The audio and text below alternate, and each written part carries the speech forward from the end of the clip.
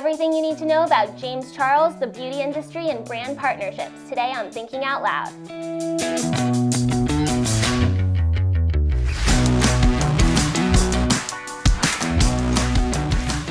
Hello from Detroit, here with the fantastic Kate Christian. I'm Brad Hoos.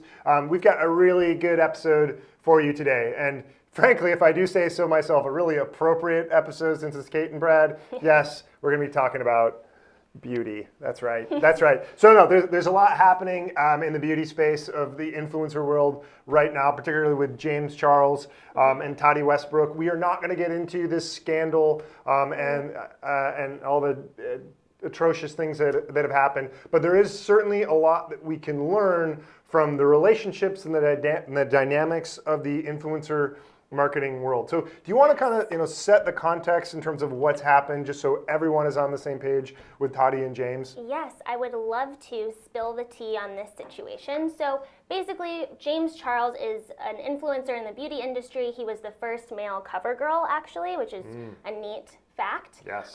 He's very popular. A few days ago, he had up to 16 million subscribers on Instagram or on YouTube, and 16 million followers about on Instagram.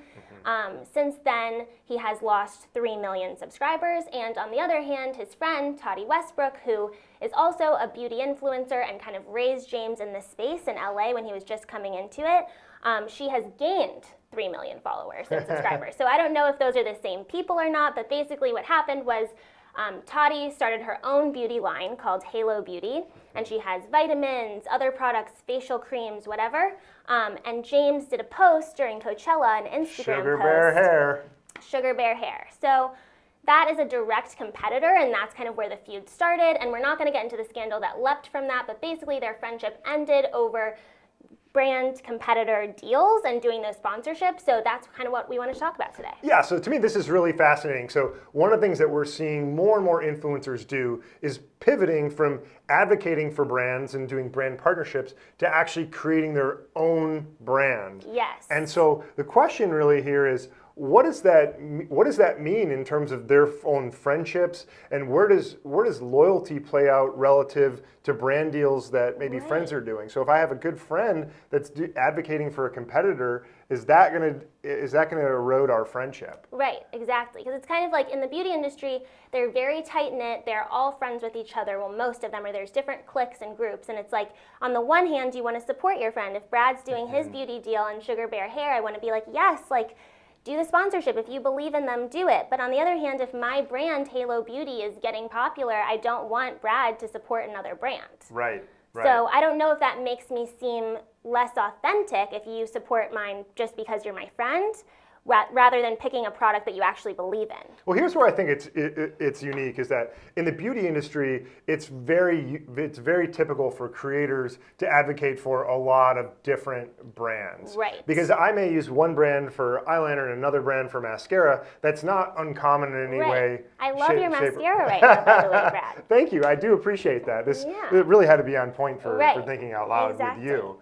Obviously. But so do you think there's enough room there within the beauty area specifically, so maybe beauty is actually a safe arena to start, because it's common for influencers to be able to talk about different, in theory, competing brands? Yeah, I mean, I think that it's a good place. This is a great example for influencers in general, just about, creating your own brands. And there's always new beauty products coming out. So we have Jeffree Star, who came out with his own palette. We have James Charles, who also did a combination with, or a partnership with Morphe and did his own palette. And then we have Tati with this beauty brand. So it's a great example of people starting their own companies, and it's kind of like all of the other verticals we see, like outdoors, et cetera, are gonna follow this path in terms of, are we gonna start our own brands and support each other? Or are we gonna kind of stick to our authentic selves and choose the brands that we actually love? And I think that is what's gonna make them seem more authentic, and that's what's gonna set them apart. So I honestly think, although people are giving James a lot of crap for this, I think it's a great example of, hey, that is my friend and she did raise me in this space, but Right. I actually prefer Sugar Bear hair, and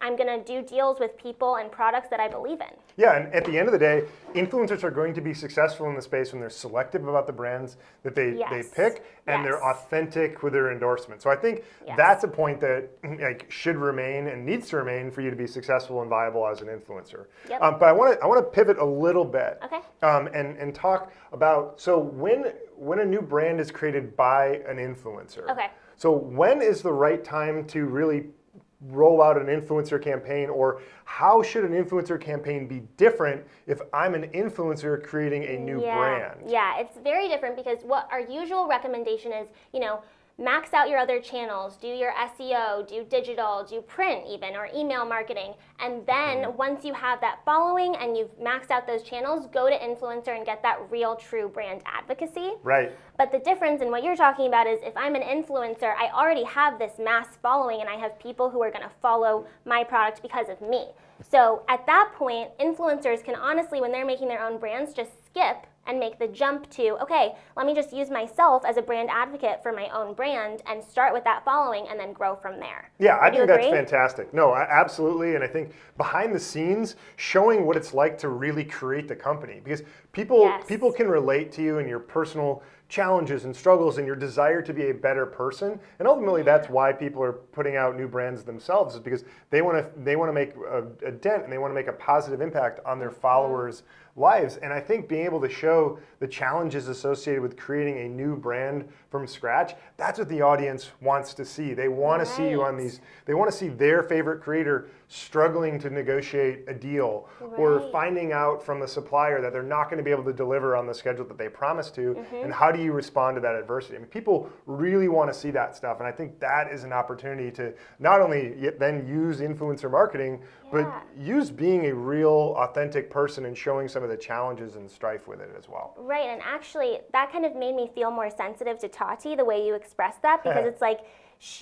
that's her brand. People have been watching her grow that way, and they associate her with James Charles. So it's like that growth in their relationship does reflect Right. on the brand. So when he went off in the other direction, it's like, don't do that to our collective kind That's of our Tati. idea. Yeah, exactly, exactly. for sure. So that makes a lot of sense, and we understand the conflict, but this is a great example of what's going to happen as more and more influencers create their own brands. Yeah, for sure, for sure. Well, I think that's all we got for today. We appreciate you tuning in, and we encourage you to consider subscribing to our YouTube account, and you can also find us on Twitter and on Instagram as well at the Out Loud Group. So thanks for tuning in, and until Yeah. next time, goodbye from Detroit. Goodbye.